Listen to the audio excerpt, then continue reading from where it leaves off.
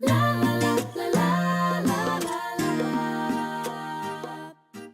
and welcome to Elizabeth's Craft Room.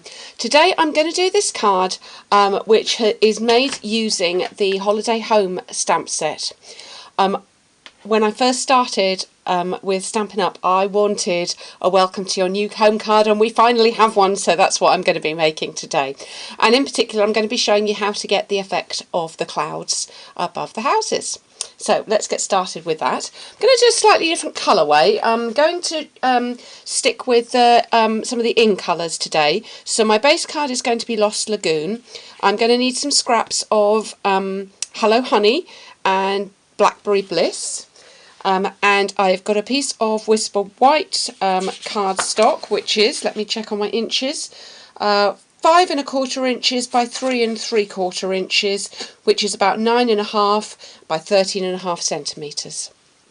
Okay, so that's going to be my base, and the first thing I'm going to do is to stamp on my houses. I'm doing those in Memento ink, as I'm going to colour in using the Blendabilities markers from Stampin' Up.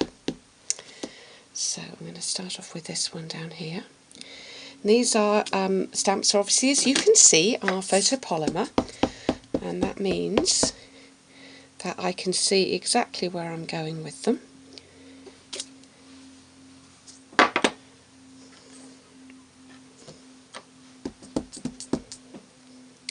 I'm doing them in a slightly different order than I did on the other card, with the houses going upwards. Oops, a taller one on the right. And the next thing I'm going to do is to put those clouds in. Just grab a piece of scrap. I've just got a little bit of scrap grid paper behind, and I'm also going to use some post-it notes. I'm going to take 2 of those, and I'm going to use the smaller, this is the 1 3/4 scallop circle punch, and on the sticky bit I'm going to punch out a couple of scallop circles. Then I'm going to take another sheet, and I'm going to use the large scallop circle, which is 2 3/8, and I'm going to punch one of those as well. And that's going to give me my cloud shapes. So I'm going to pop those together, oops, to make some clouds. And I'm going to lay those down across my cardstock. So what I'm going to do is to colour above that point. I'm using the Soft Sky ink, so I want something very pale, and I'm using Dauber, and I'm going very lightly. Now if you go too hard with a Dauber you will get circular marks, which is not what we're after. We're after a more kind of uniform look. Now the nice thing about doing this technique with the post-it notes as opposed to just scrap paper is, firstly, they'll stay in place, and can you see there's the first lot of cloud shapes. Firstly, they will stay in place whilst you're daubing, and the second thing is you can move them around and reposition them so that you don't get a standard look to the clouds all the way across. Does that make sense? Now I'm just going around the edges. I'm not trying to go all the way up to the top, because obviously I want to leave that cloud line I already had. This time I'm going to have this one over here, and that one there, and that one there. And can you see I'm just gently building up that pattern. No right or wrong way as to how you position your clouds, any more than there's a right or wrong way that the clouds appear in the sky over your house. They're just going to look pretty. We have a little bit more white space now on that one there. A little bit like that and like that.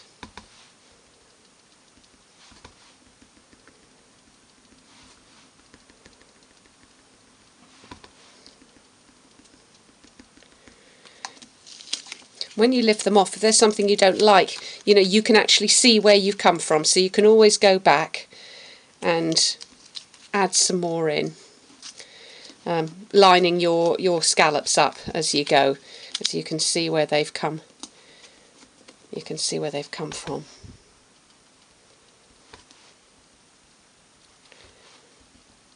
And just dot along there.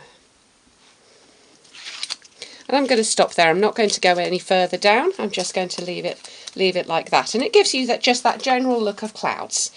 So I hope you like that little technique. I'm going to bring in some Hello Honey ink now and create the rays of the sun. I'm going to have the rays of the sun over this side of my card on this one. This stamp comes from Kinda Eclectic, lovely stamp set. I'm just going to use those sunray ones, and I'm going to pop that across there. You can see they're beautiful, aren't they? Just the thing.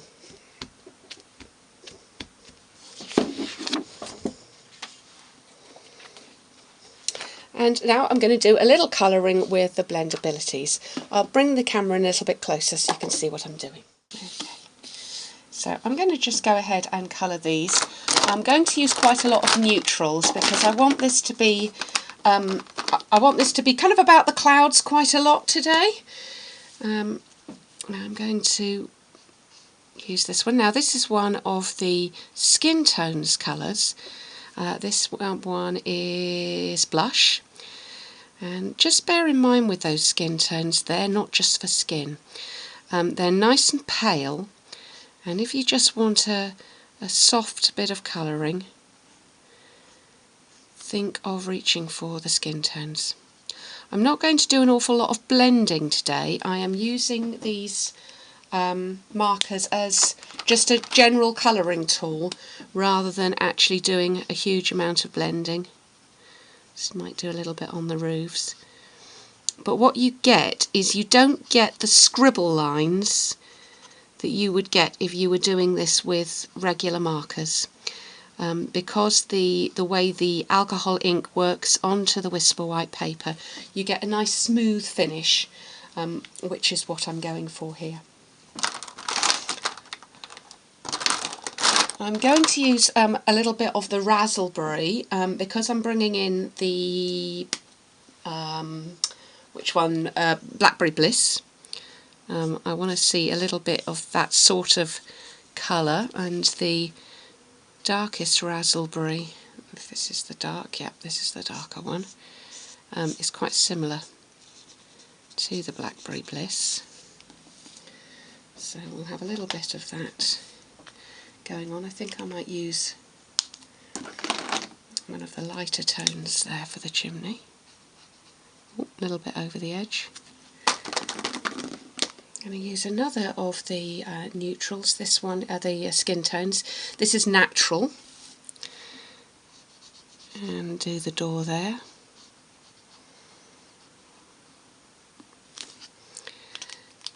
And also, while I'm at this, I'm going to do colour in the roof with a natural. And the final thing I'm going to do is I'm going to take my palest blue. This is from the Night of Navy collection, and this is the palest one in the Night of Navy collection, and I'm just going to add a little bit of blue inside the windows just to give kind of an impression of the reflection from the glass. I hope you saw enough of that in front of the camera. I just started to move because I was making it easier for me to see. If not, you might have seen some of that miraculously colouring without seeing it. Right, to finish this card, I'm going to pop this onto the Lost Lagoon layer.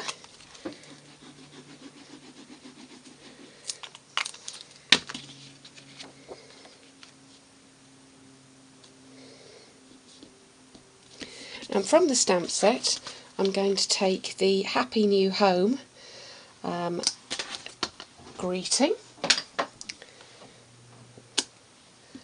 and And stamp that on a little bit of Whisper White.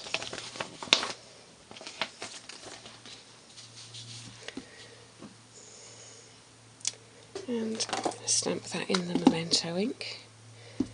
It's a nice fine greeting. It's quite a nice little font on there. I'm going to reach for my word window punch. It's my old style one on the other side of the room. The other one's downstairs at the moment. So then we need a little circle of Hello Honey. This is a 3/4 inch circle, and that's going to go over there. And then I'm just going to add in a little bit of the Blackberry Bliss. I did this with an oval last time, but this time I'm just going to use, changing my mind as I design, the Modern Label punch. And then we'll layer this up onto there. Now on my original, I'll show you, I put it right over the sun, but I think with this one I'm just going to come out a little bit like that. So let's have this one popped up.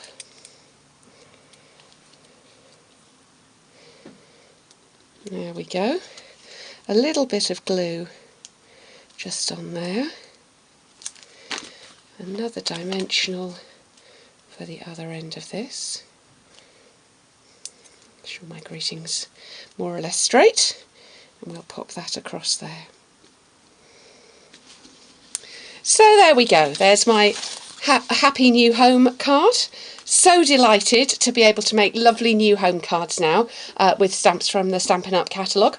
This one is in the Autumn Winter catalogue, so grab it while you can, because although it's got lots and lots of Christmas greetings in, you're going to use this every time somebody moves house because it's just gorgeous.